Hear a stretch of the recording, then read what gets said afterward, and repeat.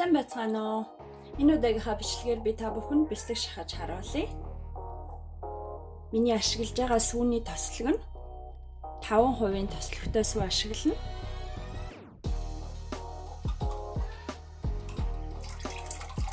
Ингээд энэ сүүний маань дээдлэлт ийм гоё ингээд цэцгийн ингээд дээрээ ингээд бүр айгүй их тослогтой. Дээрээ ингээд гараад ирсэн. Би одоо ийш ингээ 3 литр сүү хийцэн байгаа. За бэлтгэл хийхийн тулд тарга одоо ингээд 7 хоног. Би бол 7 хоног ингээ эсгсэн. Энэ айгуу гашуун болцсон эсгээд. Тэгээд нэг болвол арцнаасаа гаргаж авсан шар сүүгээр бас хийж болно. Энэ удаад надаа ингээд эсгсэн тарга байгаа болохоор би ингээд таргаараа хийж харуулъя.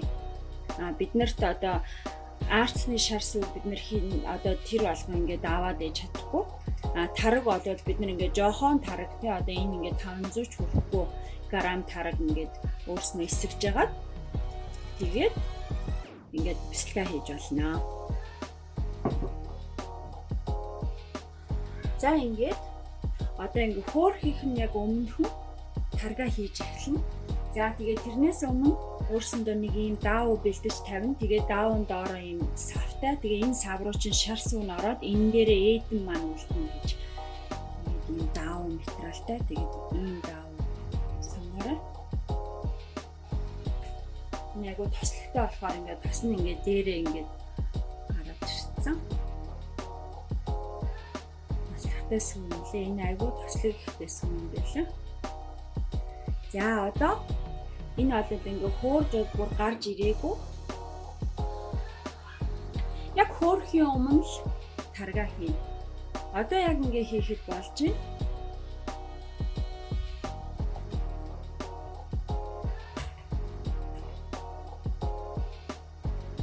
Тэг ингээ тойруулаад тойрог маягаар хийж өгнө тарга.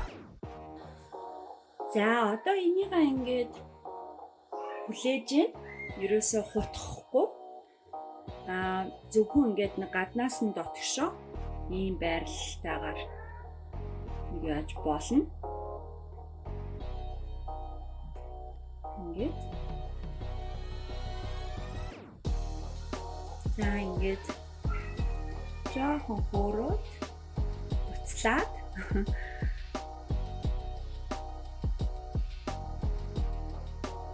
ингээд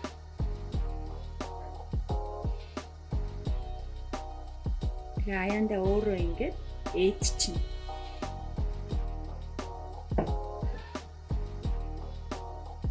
Тэгээ галаа ингээд жоохон арай жоохон намсгаад тэгээ ингээд аяанда ингээд өөрөө болвол ингээд ээдчих юм байлээ. Одоо баг ингээд ээдчихээн.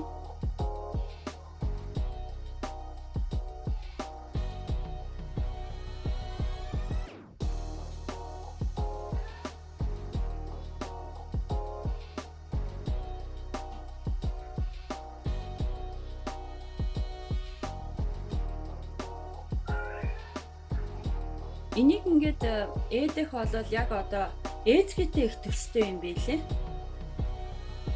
Гэхдээ ээзгийг бодвол арай нөгөө тарга баг хийдэг гэсэн. За энэ жор морыг болвол надад бүгдээринг манай ээж надад зааж өгсөн. Ээж маань одоо бүх одоо энэ миний хийж байгаа цагаан эдэнүүдийн маань жорыг бол манай ээж надад зааж өгөөд тэгээд би тэрийг гэртээ хийгээд туршиж үзээд за би ер нь чадах юм байна гэд. Тэгээд би ингээ бичлэг хийж байгаа маа бас ээжтэй бас баярлаа гэж хэлье. За ингээд хутгаад одоо доороо ингээ сүү ингээл байгаа л ах юм болвол юугаа жоохон тарга нэмж хийж өгч болно.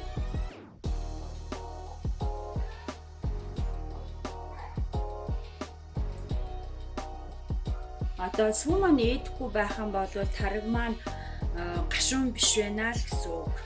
Гашуун байж ээж тарга сүү маань ээдэх юм байлээ.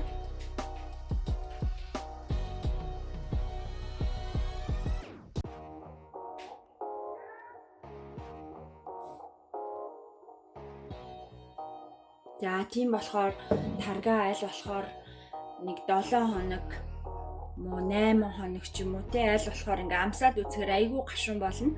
Бүр тийм гашуун болтол нь тарга эсгээрээ. Тэгэх юм бол одоо энэ юу маань ингээд сүү маань ээдэж өгөөд ээдэн маань гарна.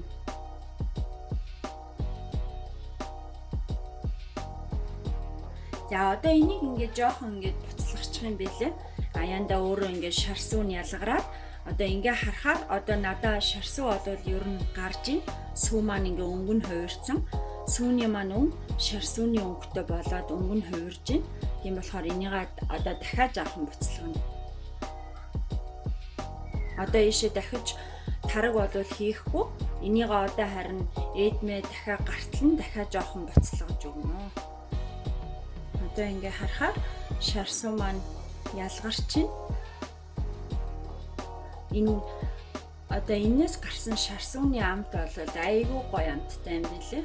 Бас та нар хөрөгчөндөө хийгээд байлгаж агаад өөрснөө уучаарэ. За ингээл бараг болцсон одоо. Одоо ингээ ерөөсө шар сүү маань ингээ гарцсан одоо сүү бол байхгүй болцсон.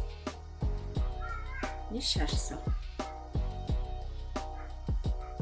За одоо энийг бэлдэж тавьсан дааванда одоо энэ дээрээ шүүгээ давна. Энэ дээрээ одоо энэ дээдлийн одоо энэ ээдэмнүүдээ одоо энийг бол ээдэм гэж ярина, ээдэм гэж хэлнэ. Энэ ээдэмнүүдээ одоо ингээд ийшээгээ шүүгээд өгнө.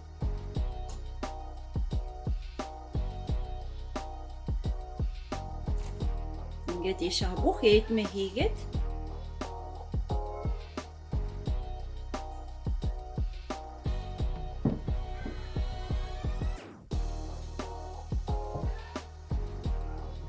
ингээд одоо юунаас салгаад авцсан энийг одоо жоохон хивэндээ оруулаад энэ даавгаараа ингээд жоохон дараад өгнө.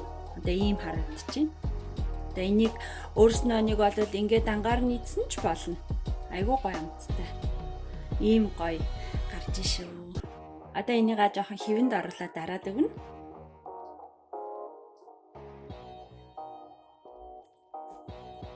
За ингээд хавтгай манзан дээр тавиад ингээд энийг жоохон хивэнд оруулаад маш халуун байгаа гар мараад хөвчөө маш болгоомжтой. Ингээд иймэрхүү дөрвөлжин маягаар болгох гээд тэ. Тэгээд дээрэс нь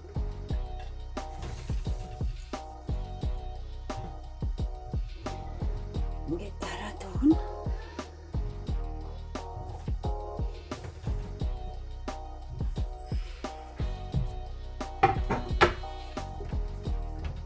Ийм болж байна. Одоо тэгээд энийг одоо ингээд юм болж байгаа. Энийг дахиад сайхан ингээд тавиад зүгээр хүүхэд үлгийдэж байгаа юм шиг сайхан үлгийдээд чанга шиг. Хүүхдээ бас яг тэгдэж ч тийм чанга шиг үлгийдэж тэгээд хөдлөхгүй. Яг тэрэн шиг ингээд жоохон чанга шиг. Одоо энийг ингээд чангахан за нэг ийм л гарч ин да. Энэ би 3 литр сүүгээр хийсэн. 3 литр сүү тэгээд нэг 300 г эссэн таргаар сүүгээ идээсэн.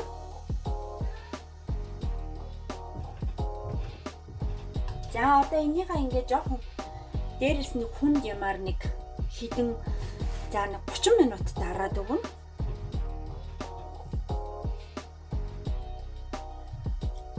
За ингээд дээрэс нь жоохон хөндрүүлэгч тавиад тэгээд энийг нэг 30 минут арахад болно.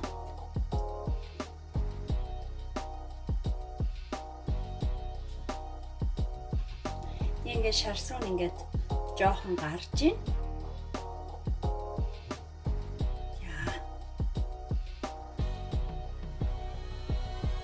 За одоо ингээд 30 минутын дараа 30 минутын дараа энийг аваад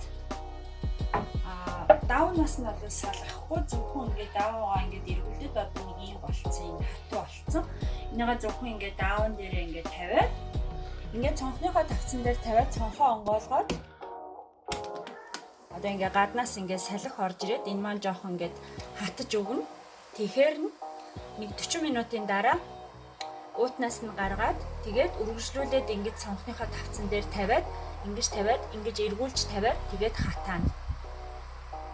За ингээд бислэг маань болж байна да. Бислэгээ даваанаас нь авцгаая.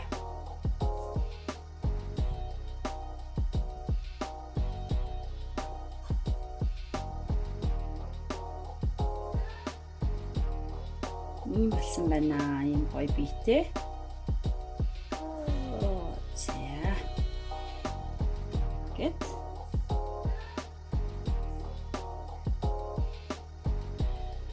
За одоо энийгээ ингээд өргөжлүүлээд хатаагаад тэгээд одоо миний гаргаж авсан шарсуунууд ингээд ийм шарсуу гаргаж авсан.